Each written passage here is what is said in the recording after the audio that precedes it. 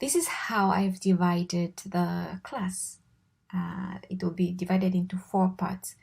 So the first part will cover 1, 2, 3, okay, the skills and strategies, introduction skills and strategies. And then part 2 will cover the types of classroom reading performance and then the principles that we need to kind of think of, not kind of, but to think of when we are teaching reading. And then part 3 will be on the 3 phases of reading, teaching reading, which is like the first part, second part, third part, pre, while, and post. It's quite long, so that's why it's by itself. And then the other part is looking at the syllabus, particularly the objectives, the competencies, as well as the how they fit in the 3 phases. Like we'll kind of have a discussion on how they fit in the 3 phases that we will look at here. And then we look at the generally based on reading skill research, what do they say about assessing reading. And then also we'll look at assessing reading during the examination as stipulated in the syllabus. So that's what our lesson will be about. So we'll have 4 parts. All right, the first part, we'll start with the introduction. When it comes to headache. All right, when it comes to reading, we spoke about this last time that reading and listening have been considered as a passive skill, but with research and with just knowing what happens during the process of reading or listening, it has been, found out that it's not a passive skill, but rather it's a very complex skill. All right, and it's a complex thinking skill that is involved during these 2 skills. All right, and then when it comes to now, let's say teaching reading, you cannot just say that, oh yeah, we have a reading class and all we're going to do in the classroom is reading. That is not possible. What will happen is you will need to integrate the reading skills with reading skill with other skills such as speaking, listening, and writing. You cannot just say you have reading class and then the focus is on reading. How would you see that they comprehend is through their responses. That could be either done through writing or through speaking. All right, and then also to compensate the reading, there'll be a need for listening for them to hear. If the other class mates understand, they need to listen to what others are saying. So there's this integration of all the 4 skills when it comes to reading. And then this is why we are also advised in the syllabus that when we are teaching, we have to employ the integrative approach, which is combining all the skills. All right, we are moving on. All right, so when I did the introduction of what part 1 will have, we talked about the skills and the strategies. So I think it's a good idea for us to kind of discuss. Yeah, the page is cut here. In the parts below, we'll talk, so it's apostrophe there, we'll talk about the skills and about skills and strategies. So we need to know the difference between the skills and strategies. All right, do you know the difference between skills and strategies without reading? I wish I could cover it up. Okay, can I cover this up? How do you cover this? How do you hide this? Okay, I've never done it before. Okay, we don't wanna. All right, anyways, because it's already there. Oh, okay, that's not good. So Andrea cannot see a thing. How about everybody else? At least Zambruka said that it's cut. The first part is cut. How about everybody else? Can you see at least, or are you not seeing anything? All right, I can see, so it should be an issue with Andrea, maybe you can log off and log on again, and hopefully you can see. Otherwise, if you cannot see, I have posted the notes already on Moodle. You can go under Unit 6, you can download it and have it in front of you. All right, great.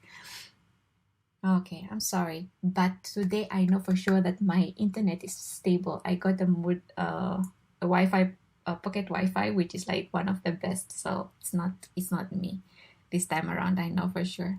All right. Anyways, coming back to what we're talking about, we have got the skills, and then we have got the strategies. All right. So what is the difference between skills and strategies? I'm gonna put it in very simple terms. All right. You can read this on your own as well to get more definition based on these terms. But when it comes to strategies and skills, so they say, okay, let's just start here. So strategies are mental and communicative processes that learners deploy to learn a second language. So these are, mental and communicative processes that the learners have to use in order to learn a language. And then when it now comes to reading, there are certain mental and communicative processes that the learners need to use in order for them to read and understand. All right. But when they are employing strategies, they need to think about what is happening. All right. So they need to think about their processes. It's like, okay, now I need to think about reading for the main idea. How do I do this? Scanning. So how do I do scanning? Like they have to think about these thinking processes. But then when it comes to skills, on the other hand, so this is used, it's more of like a learner, they have to think about what is happening when they're reading. But then when it comes to skill, a learner can also have skills, strategies and skills. When they are employing strategies, they have to think about the whole process of doing whatever that they are doing while they are reading. But then when it comes to skill, it's more of the ability to practice these reading processes that when they are employed, they don't think about them. They become part of them. They become very natural. So let me give you another example that you can maybe relate to. Let's say that you are learning how to drive. Okay. So when you are learning how to drive, let's say you are a beginner driver, learner, you have to think about all these steps that are involved in, let's say when you come into the car, you have to think about the seat belt. Make sure that the seat belt is in place, and then you look at the mirrors. All right, the rear mirror, like all the mirrors are in position, you can see all the sides of the car. And then you have to probably even think about putting in gear 1, gear 2, gear 3. Do you understand? I don't even know if you're gonna go to gear 4 if you're just starting how to learn you're starting to learn how to drive. All right. But then when you become now a competent driver, you don't think about these things anymore. It's like when you get into a car, seatbelt, you put on a seatbelt, you don't think about it. Like you don't think about the mirrors. It's like they become very automatic. It's the same with skills in reading. When you read using skills, they are part of you. They are natural. You don't think about them. All right. But then strategies, you have to think about them. So that is the difference between the two of them. All right, when you are defining the two of them. Does that make sense? The difference between skills and strategies. I hope I made myself clear. Yes or no? Yes. All right. And then it's clear. And then even for language learners, I say that they can have the strategies, they can think about what is happening, but then they can also have skills when they have, practiced them for a longer period of time and they don't think about them consciously anymore. All right. So I just thought that I should make that distinction because we're going to talk about the skills and we're going to talk about the strategies, but when we are talking about them, I just want you to kind of like know this background definition. Now we are moving on. We are going to look at some of the skills that are required for one to understand, to comprehend what they are reading. And then these skills are divided into micro and macro. Okay. So when it comes to now macro and micro, so we have got micro here and macro is supposed to be here. I don't know why it's not showing. So we have got a circle, and then the macro is the lower level, like the lower level skills, like the surface skills. And then macro is the more higher level reading skills, right? And then for I can't hear anything. Okay, who else has that problem of hearing? All right, good. So okay, yes, okay, we can hear. All right. So for the learners now to really comprehend, to become efficient readers, they need to have these macro and micro skills, and we're going to look at them quickly. How are we doing on time? Right. We need to kind of hurry. So the micro skills that the learners have to know are, so we'll start with so we have got now the macro skills and then the micro skills. We'll start with the micro skills. What are they about?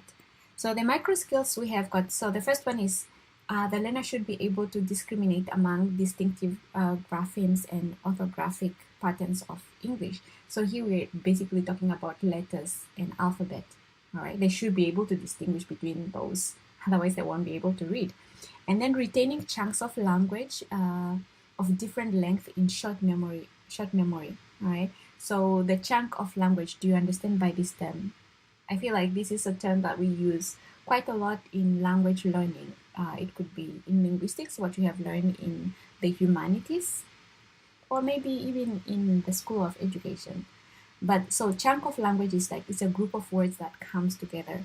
For example, for very advanced learners, they can use the term "in my opinion." So that could be a chunk of words.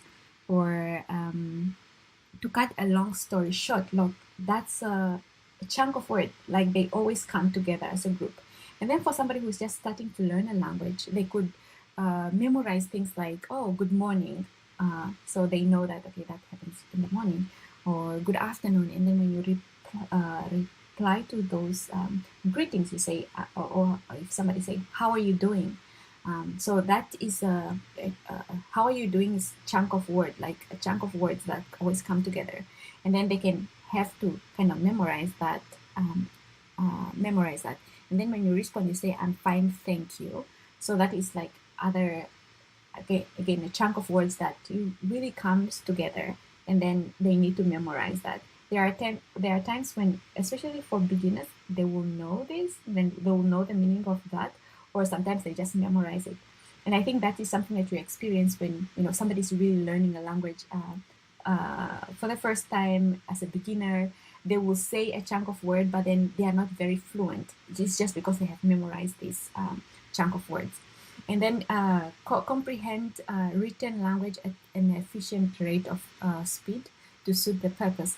So that is now to say that being able to read at an appropriate pace, and that is to say not to read too slow, because when you are reading slow, you might lose the understanding of what you have read before. The same thing applies to the learners. You want to encourage your learners to read at a certain appropriate speed, and then we'll talk about the speed that is considered as a good speed, right, when you're reading. And then it also depends on the purpose of reading. So for example, if you're reading for leisure, and when you're reading to memorize and to understand the text, and then let's say for the examination, the speed at which you read, it will be different. All right, so like comprehending the language, the written language at an efficient rate of speed to suit the purpose. So the purpose also has an effect on how fast or slow the person reads.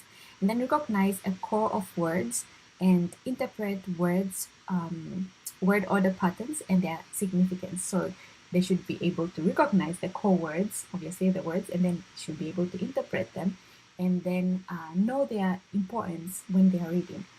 And then recognizing the grammatical word class, so knowing what is a noun, what is a verb, what is an adjective, what is a preposition, do you understand? So the class.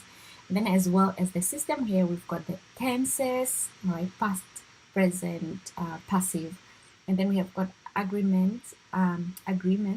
So when you say she eats, do you understand? So the agreements, and then pluralization, so making the words plural, and then we have got the patterns, the rules, and then elliptical forms. So here we're talking, when we're talking about ellipticals, we are talking about things like I can't. So what word, when you say I can't, there's an apostrophe in can't. So what does the apostrophe stands for? Like when you are saying we are, like for example, we are. So what does that mean? So the apostrophe here, when you have the apostrophe there, what does it stand for? Like when we have words that are missing or letters that are missing. So that's what we mean by elliptical forms.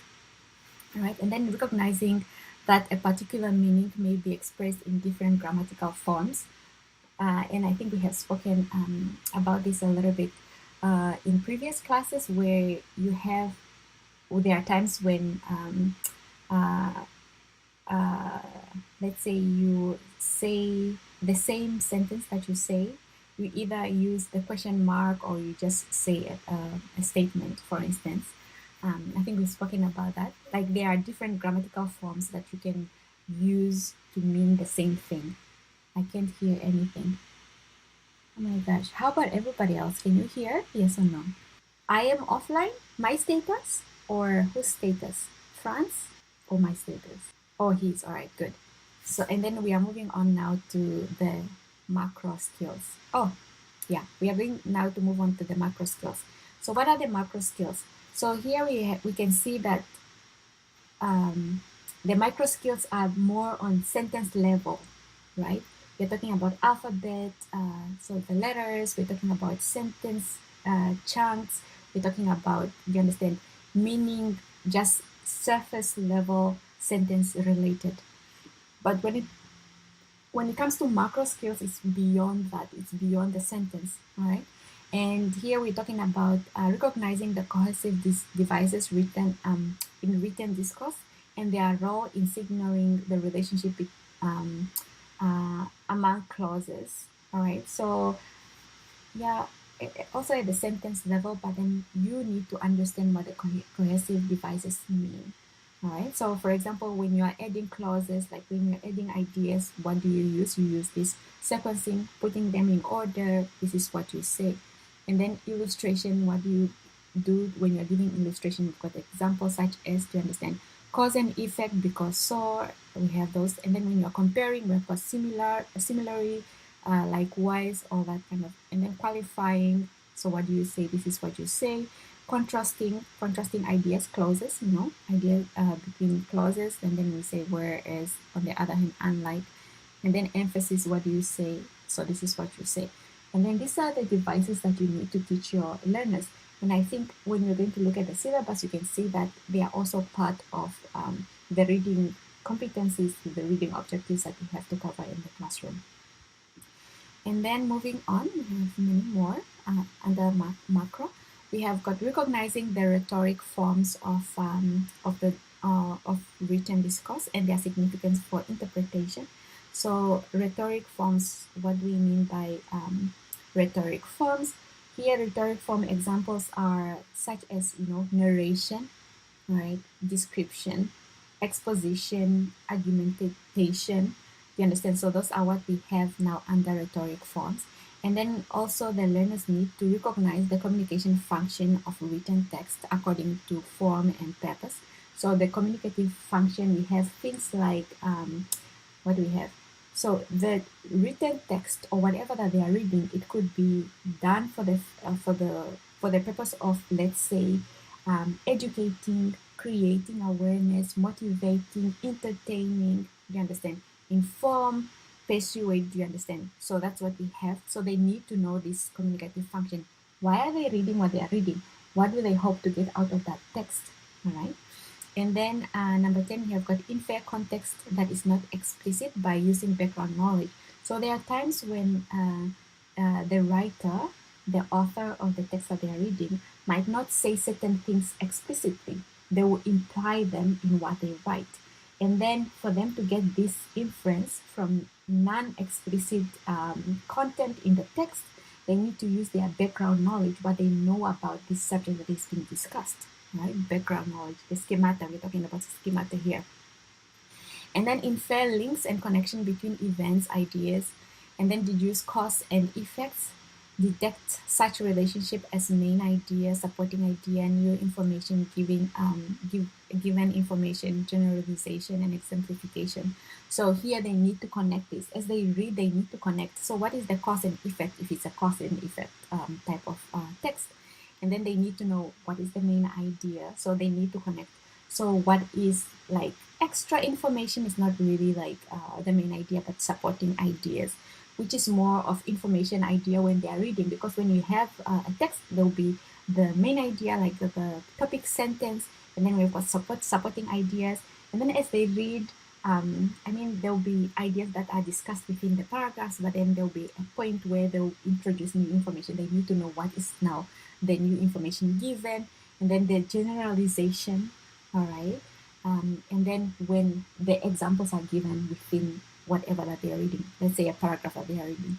And then they need to distinguish between literal meaning and implied meaning. So here it's somewhat related to that. Literal meaning is more of like what is said exactly, the explicit, what is said explicitly. And then implied is what is not explicitly said. All right, they have to guess what that means, what the author of the text that they're reading is trying to give without really saying exactly what they want to say in the text. And then detect cultural specific references and then interpret them in context of the appropriate cultural schemata. So, for example, cultural specific references. For instance, for us Namibians, I want to say that it's more of like a cultural term.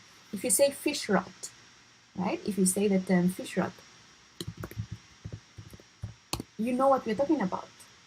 But then if it's a foreigner, somebody who just came in Namibia and they've never really heard about this scandal, fish rot, they will not know what it means. So we can give that as an example of a cultural specific reference, right?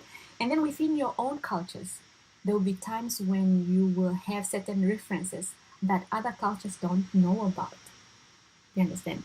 And then let's say if we have got a visitor from Japan, they take metros, they eat sushi. Do you understand? How you prepare it, or how the ceremony behind the tea ceremony. I don't even know. Like if I say tea ceremony, do you know what that means? Anybody? Tea ceremony. Do you know what that means? Nope, exactly. But then for a Japanese person, they will know what tea ceremony is. Do you understand? Because it's a cultural specific reference for them. Like when it comes to drinking tea, they have this ceremony of like, there's a way for you to drink the tea, how the tea is prepared. You understand? So those are some of the examples of like specific, culturally specific references, and then interpreting them in context. And then when you interpret them correctly is when you use appropriate, or you apply appropriate cultural schemata, right? That's why we are encouraged to use texts that are very familiar, for the most part, they are very familiar to our learners. They are Namibian context text that they can relate to. So if you give them a text that is based, let's say, a city like London, there are certain things that they might not really understand. If people, take trams, they take metro, how the charges of the taxi, do you understand? Or if we're talking about pounds, you get. So some of these things they might not really understand because it's not culturally specific to them. For us, we have to kind of, we need to expose our learners to the global world, but then sometimes you have also to maximize the usage of texts that are context related, talking about culture that they can relate to, right? And then develop and use battery of reading strategies such as scanning, so skimming, detecting discourse markers, guessing the meaning of words from context, activating schemata for the interpretation of the text. So some of this we are going to talk about a little bit later. So they need to learn how to scan. they need to learn how to skim, they need to learn how to use discourse marker for their advantage when they're reading, right? Guessing the meaning of the words in context, like you need to help them how to do that. All right, and then also activating using their background knowledge, so the schemata, activating the schemata to interpret the text, not just come to the text with no knowledge and no experience whatsoever. They can use their experience to understand what they are reading. And then moving on. Okay, so it's 6:04. Now we are going to look at the strategies for reading comprehension. So the strategies. So we have looked at the skills, all right, that they need to kind of know. Now we are looking at the strategies.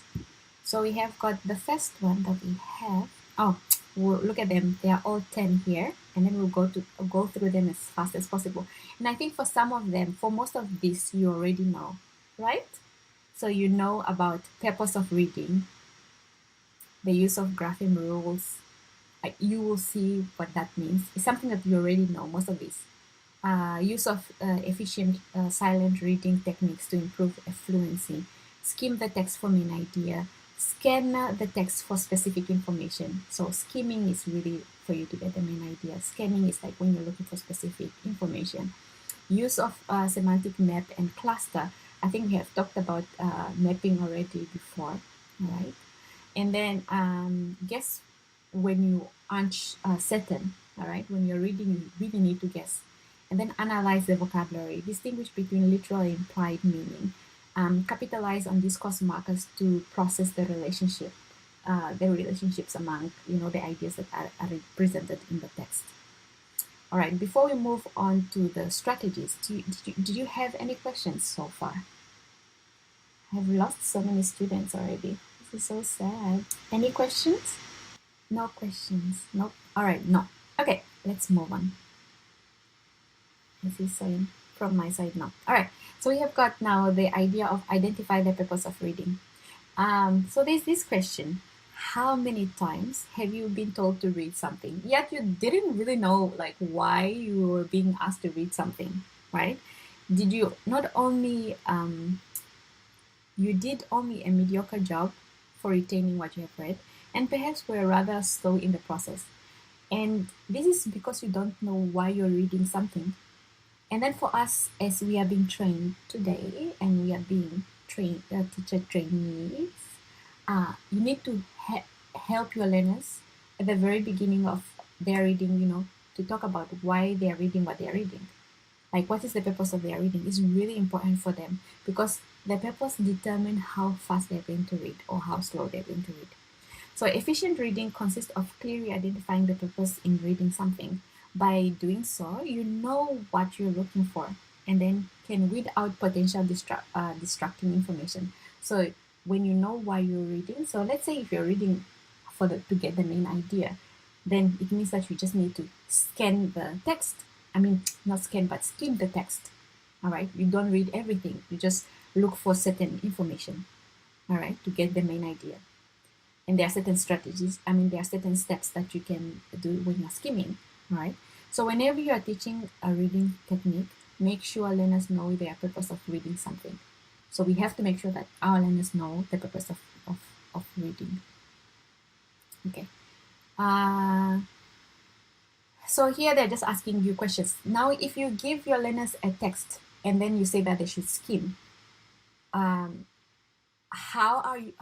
are you really gonna go about that process? Are you gonna say, oh, here, quickly skim the text, or here, find the purpose of reading the text? Or do you understand? How are you going to help your learners when it comes to, identifying the text? All right, there are certain steps. I mean, you can always Google information. So for example, if you want to get the main idea or the purpose, let's say if you want to have your learners skim a text, for instance, or get the main idea of the text, there are certain ways there are certain steps that you need to follow. And I think we do have them presented in this lesson or not. I'm not sure. But there are certain steps that you can follow, all right? Or specifically because we're talking about the purpose of the text, you can ask them, when you look at this text, what do you think is the purpose for us reading this text? Do you understand? Or you can tell them what the purpose is, and then from that purpose they can apply the appropriate strategies or skills to for their reading. Okay, and then moving on. I think we are kind of behind time. All right, I'm gonna just go very fast. So here we have got, what do we have? Here we've got use graphemic rules and pattern to aid a bottom-up decoding. So in English we have got top-down and then bottom-up reading, or you understand, skills. And then the bottom-up, they are pretty much related to the micro skills, and then the top-down, they are related to the macro. All right, and then we'll see the difference here. So at the beginning level, when somebody is starting to learn English,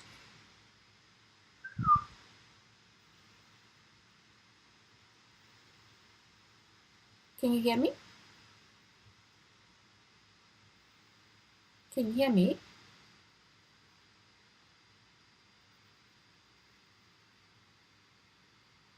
Yes? All right. Okay. So when somebody is starting off to learn a language, reading can become troublesome. They might be very good at listening and speaking, all right? But then when it comes to reading, it may be troublesome. Why do you think that is the problem? Like, why do you think sometimes when it comes to reading is a problem? So they give you reasons why they think that is a problem. It becomes very problematic because of the spelling conventions, right? And here we have got the learners may need to have hints or explanation about certain English orthographic rules and peculiarities. All right, so the weirdness that comes with a language, the usage of English. So we can so here we have got some of the examples that can may cause some difficulties. So we have got things like the pointers or the advice or the explanation that you can give your learners are things like short vowel sounds in patterns. So for example, here we've got the short vowels: bet, him, leg, wish, etc. And then we have got the long vowels, and then the long vowels that have got the vowel, consonant, and then we have got a silent E here. For example, we have got late, we don't say late, or time, we don't say that, or tiny, we say time because this is silent. But then for somebody who's just learning how to read, or they might not be fluent when it comes to reading, they might have trouble with that. So you need to give them tips on certain vowels that have got the silent vowel, for example. And then here we've got the long vowels. So the long vowel got sit, coat. So those are examples. And then also this distinction between the hard C and the hard G, from things like the hard C and then the hard G, and then we've got this hard soft C and then the soft G. So here we've got the hard C, which is cat, all right, and then we have got city, and then we have got city is the soft, and then we have got the hard game, and then we have got gem is the soft one. Do you understand? So those are things that sometimes the learners might have a confusion in. How do you know when to pronounce gem instead of game? So those are some of the things that they will have difficulties with. And then this and multitude of other phonetic approaches of reading can provide useful for learners at the beginning level, and especially useful for teaching children and non-literate adults. So for people who really don't know the language, or who are just learning the language, or because of their background languages, they might have difficulties. You might need to concentrate on those aspects when you are teaching your learners, all right, in the classroom. So if I know that, let's say for the Vambos and I think also maybe Kavambo speaking, Ovambo speaking and then Kavango speaking people, we have got the difficulty with L and R, and then let's say Oshiero speaking, they might have difficulty with B and B. Do you understand? So those are some of the things that you can really like work with your learners when, depending on where or which part of the country you are and which dominant number of learners in the classroom you have. Okay, and then moving on, we have got use efficient silent reading techniques for improving fluencies. So if you are teaching beginning learners, this particular strategy will not apply because they are still struggling with the control of limited vocabulary and grammatical patterns. So, but then beginners is not really our issue, all right? Thankfully for us, when we are teaching secondary level, all right, we don't have that. We basically have like intermediate and then advanced learners in our classroom. So but then if you have now your intermediate and the advanced learners who don't read fast, so who are not speed reader, you can help them increase reading rate and comprehension efficient by teaching a few silent reading rules. So what are those rules? So you don't need to pronounce each and every word when you're reading by yourself. All right, when you are reading silently, you don't need to you don't need to pronounce all the words. Okay, try to visually perceive more than one word at a time, preferably a phrase. Like concentrate on phrases, not just one word. No, phrases. Group the words. All right, unless a word is absolutely crucial for to global understanding, skip the word. You don't need to know each and every word. And then I think our learners have a tendency of like being bogged down by words that they don't understand. But then if it's not important, if you don't discuss it in the classroom, when you know that it's really not important, then they can skip those words. And then try to skip it. It should be here. It should be there. And then try to infer its meaning from its context. So that is not to say that, like, if you don't understand, if the learner doesn't understand a word, they can skip it or can try what it means, can try to infer, can try to guess what the meaning of that word from the context in which the word appears. All right. So those are some of the skills that you can, strategies that you can, or rules that the learners can apply when you want them to increase their fluency by silent reading. And then moving on, how are we doing on time? Right, we've got about 5 minutes. So now we are continuing. It's number 3 still. Aside from fundamental guidelines that we just saw above, like the one we saw in the previous slide, which is followed, can help learners to be efficient readers. And then reading speed is usually not much of an issue for all, but for most advanced learners. So advanced learners don't really have an issue with speed reading, basically. But then when it comes to academic reading, for example, it's something most learners manage to accomplish by allocating whatever time they personally need in order to complete the material. All right. But if your learners can read up to 250 to 300 words per minute, further concern over speed may not be really necessary. So you can actually do an activity on speed reading, and then you, when they read, let's say you give them 1 minute, you say read a text, and then they can read, and then when the minute is over, you say stop, and then they mark where they have stopped reading, and then they can count the words that they have read within that minute. Then that's how the learners can know how fast they are reading, and then which is now the appropriate amount of words that they need to read within a minute. And then if they are really like under, let's say 250 for the most part, then you can encourage them to practice reading faster and timing themselves at home. Like all the skills, or let's say all the strategies one can do, they are learnable, right? And then they are fermented by practice. So you need to encourage your learners to practice these skills, or strategies rather, for the strategies to become skills, but they need to practice them over and over so that they become skills and then they become fluent readers. And then the next one that we have is skim the text for the main idea.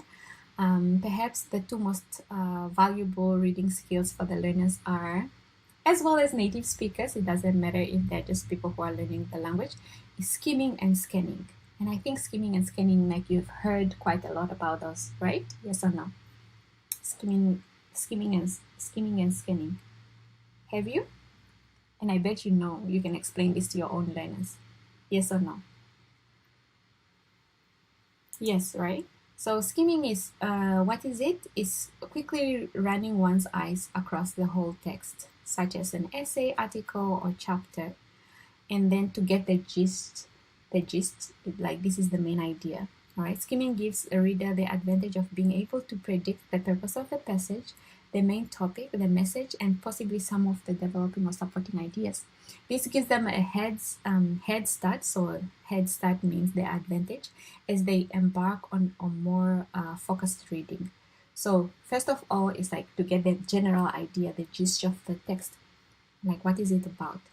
And then when they do know that, when they are going to read for specific information, they will have an advantage. All right. You can train your learners to skim passage by giving them, say, 30 seconds to look through a page of material and then close the book and then give you an idea of what they have just read, all right, what they understood, what they have learned from that text. So that's an idea of what skimming could be. So that will be, we'll skip that. And then we have got scanning the text for specific information. So the second most valuable category is scanning, which is quickly searching for more particular pieces or pieces of information from the text. Like here, scanning is like really finding specific information from the text. Scanning exercises may ask learners to look for names, dates, to find a definition of a key concept or list a certain number of supporting ideas. The purpose of scanning is to really extract specific information without reading the whole text. All right. So for academic English, scanning is absolutely essential. I mean, for our English that we teach our learners, scanning is very, very, very essential.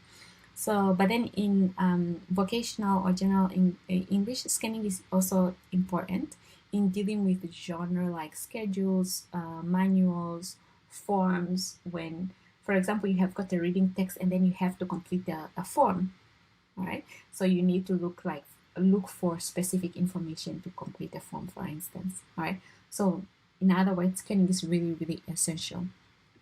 We are moving on. Dang, time. All right. Use semantic mapping and or clustering. So a reader can easily be overwhelmed by a long string of ideas or events. Sometimes when they are reading a text, it can be really overwhelming because they really don't know what it is all about. But then the strategy of semantic mapping or grouping ideas into meaningful clusters helps the reader to provide some order to the chaos. All right, so this is just like grouping ideas that are similar together. So making such semantic maps can be done individually or can be done in groups. All right, productive group work techniques as learners collectively do something or induce order and hierarchy to a passage. All right, they can do it individually or they can do it in groups. Both ways can work. So earlier drafts of this map can be quite messy, which is perfectly acceptable. So at the beginning, when you say that, okay, now group ideas, read this text and then guess what the main ideas or main concepts or clusters of the ideas that are presented in the text.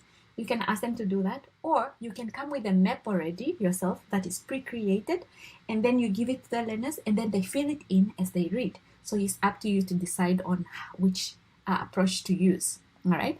So we have an example below that was attempted by a small group of learners to draw a semantic map of an article by Rick Gore, between fire and ice. So here is about the planets basically, And then we have got an article about total solar eclipse as seen through the eyes of Patuk Java. So here is an example of now semantic map. So after they have read total eclipse, so Java Patuk is now the author. This is when it was written. And then we have got eclipse itself. So this is information of that, the cause of the eclipse, and then compared to you understand? So that's how the learners have come about with a semantic map after they have read the article that was given to them.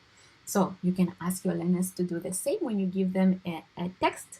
If you can see that there is some how do you say, cluster of ideas that are within the text that you give them.